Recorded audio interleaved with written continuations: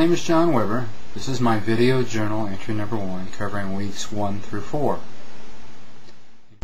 In week 1, we went over what is instructional design. It is a systematic approach to designing training. Analyzing and identifying the problem, creating a solution and implementing it, evaluating for outcomes and making the necessary changes and improvements to the training. It uses various models and learning theories to achieve the desired outcomes. The ADDIE model, Keller's ARCS model for motivation, Major's behavioral learning objectives, and Gagne's 9 stages of learning.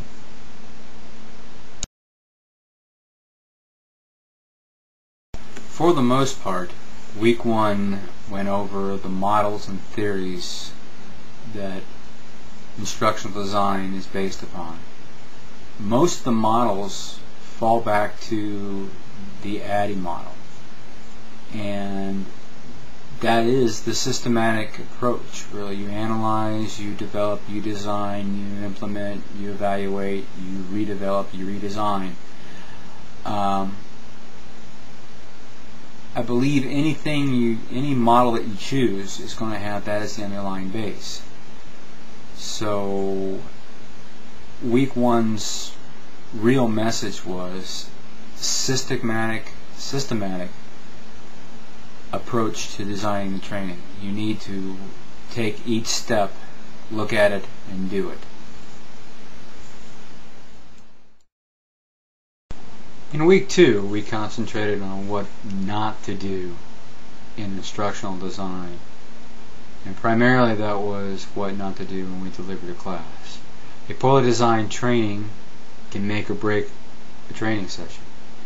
Professionalism and credibility are key to delivering a notable course. If they're lacking, the trainer can't hold the class's attention, and it basically causes a loss of effectiveness in the trainer. I think we saw from the videos that Corey had put up on YouTube what not to do. It was kind of clear that poor design and delivery are the easiest way to lose an audience and lose the course, so to speak. It's like the experience I had with the HP rep and the disc to disc backup.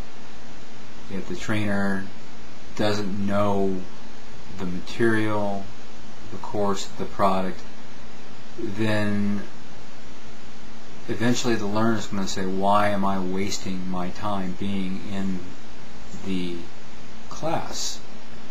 And my attention, or as a learner, is going to go out the door, and I am going to start doodling, drawing, and eventually I will come back after lunch.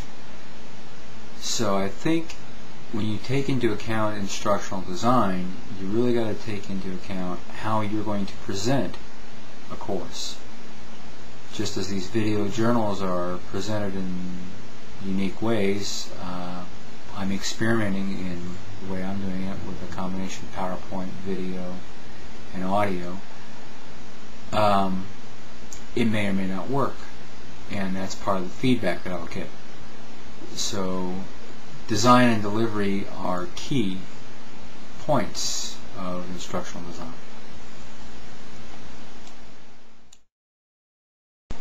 In week 3, we went over the modes of instructional design. There are many different modes to use for instructional design. Different situations may require different modes. Beneath all the modes, the ADDIE model is probably the underlying systematic approach for designing instructional media.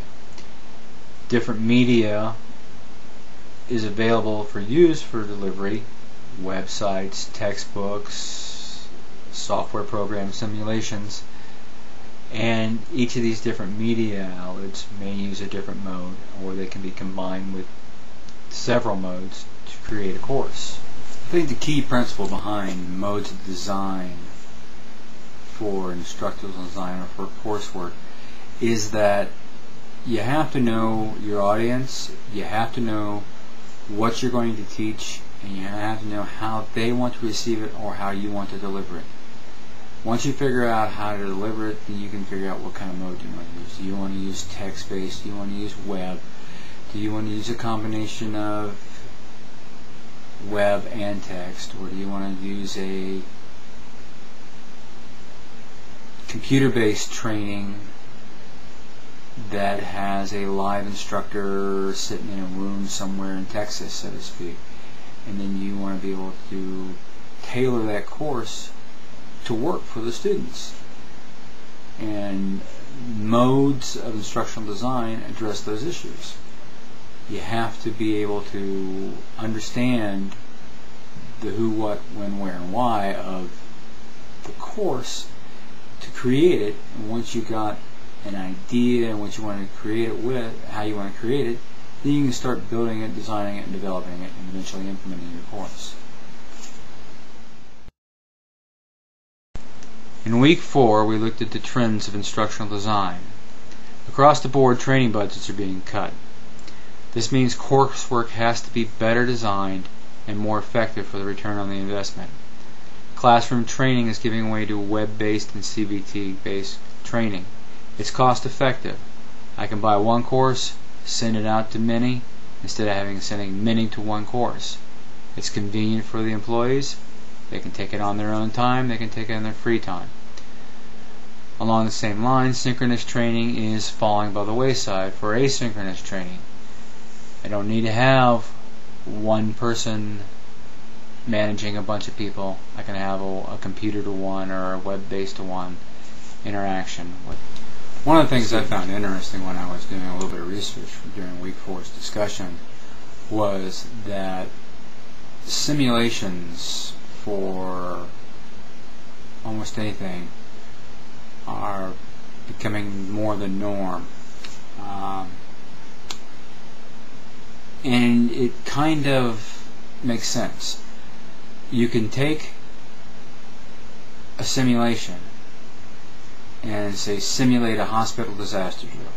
You don't have to schedule the hospital, you don't have to hire actors and everything else. If you can simulate that well enough, you can simulate this, score an agency's response time, take that software package, simulate another agency, run the simulation again for another agency, compare the agencies and how they react, provide almost immediate feedback.